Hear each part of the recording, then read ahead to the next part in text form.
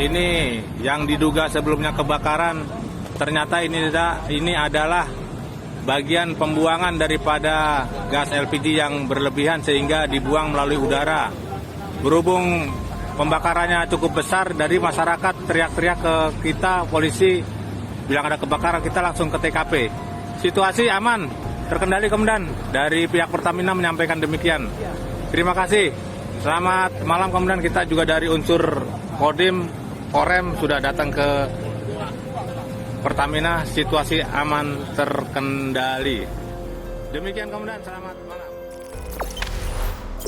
Jangan lupa subscribe, share, komen, dan like ya.